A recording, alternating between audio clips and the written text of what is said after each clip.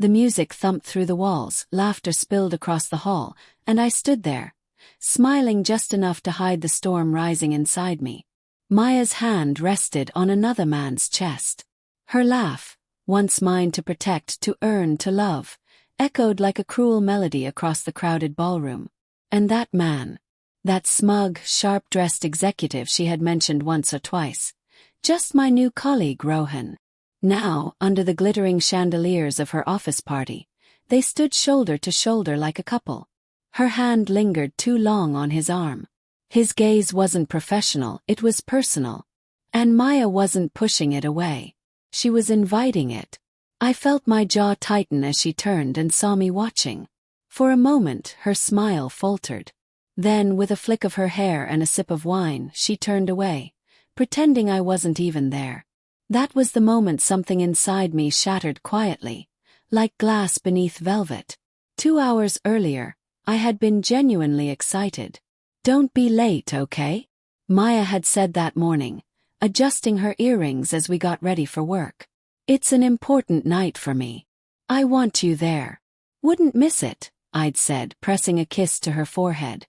For 3 years, I had been the man behind her success, the one making coffee when she stayed up till midnight finishing reports, the one cheering her on at every promotion. I was proud of her. We were a team. Or so I thought. When I arrived at the Grand Lotus Hotel, I carried flowers. White lilies, her favorite. I imagined her smile when she'd see them, maybe a quick hug before she introduced me proudly to her co-workers. But instead I saw her across the room, glowing in a crimson dress, standing too close to Rohan, laughing like I wasn't part of her world anymore. Every second of that laughter cut deeper. Every touch between them painted a truth I didn't want to believe. Was I imagining it? Maybe they were just colleagues. Maybe. But when Rohan's hand slipped to the small of her back and she didn't move it away, that maybe died. "Hey Arjun! You made it!" One of her co-workers greeted, pulling me from my thoughts. "Maya's speech is up next. You must be proud."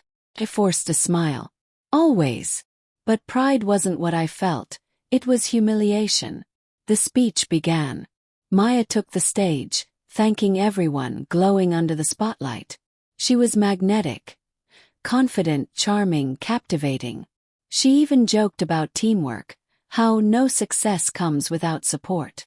I thought she'd glance at me. A small acknowledgement. Something. But her eyes found Rohan instead. And she smiled.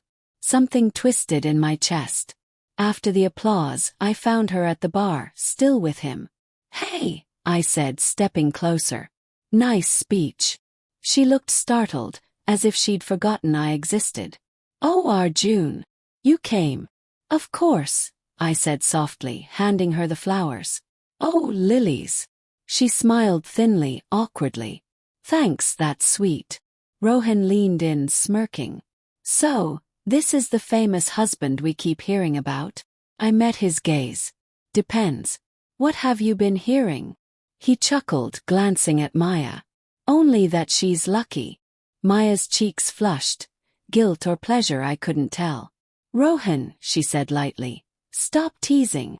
But her tone wasn't one of discomfort. It was familiarity. That was enough to confirm what I already knew. The rest of the night was a blur of music, drinks, and forced smiles. I watched her float through the room, laughing, dancing, glowing under everyone's attention, but avoiding mine. When she finally came to me, her expression was tight. "You could try not to look so angry. It's a celebration, Arjun." I stared at her, my voice calm. "A celebration of what, Maya? Your success, or your new relationship?" Her eyes widened. "Excuse me." "Don't," I said quietly. "I'm not blind." She glanced around nervously, lowering her voice.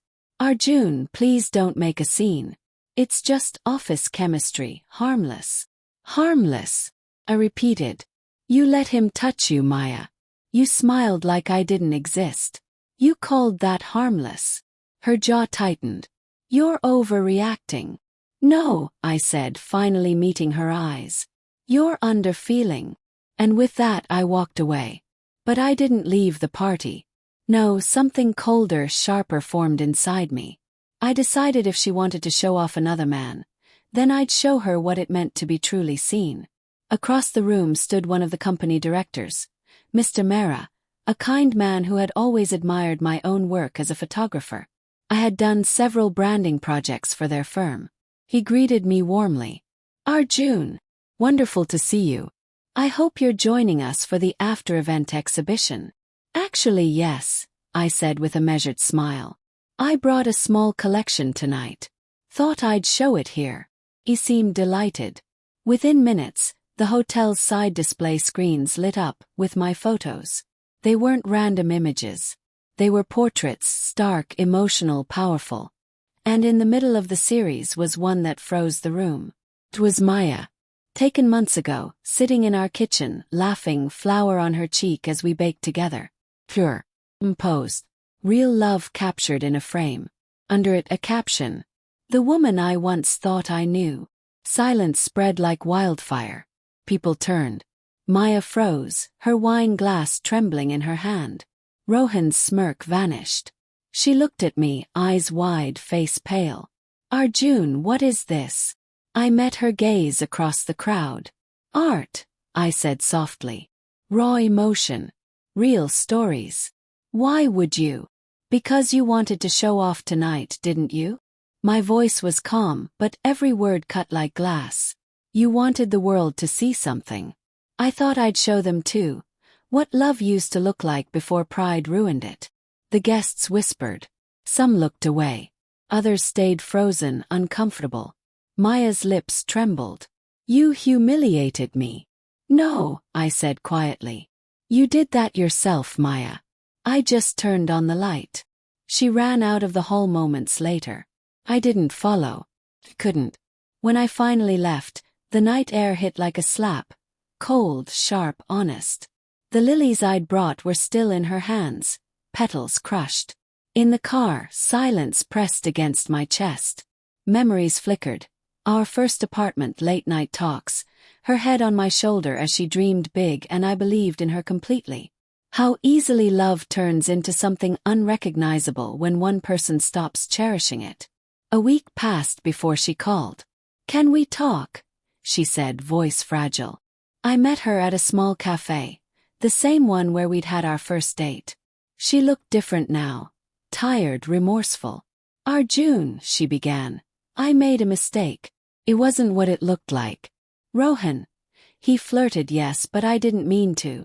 I raised a hand. Maya, stop. You don't need to explain. I've already heard all I needed to. Her eyes filled with tears. I didn't think you'd ever embarrass me like that. I leaned forward. You embarrassed our marriage, Maya.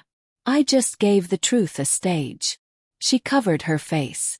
I ruined everything, didn't I? I didn't answer right away. I just watched her, the woman I had loved beyond reason, crumbling under the weight of her own choices. Finally, I said quietly, maybe you didn't ruin everything, but you ended something beautiful without even realizing it. When I walked away from that cafe, I didn't feel victory.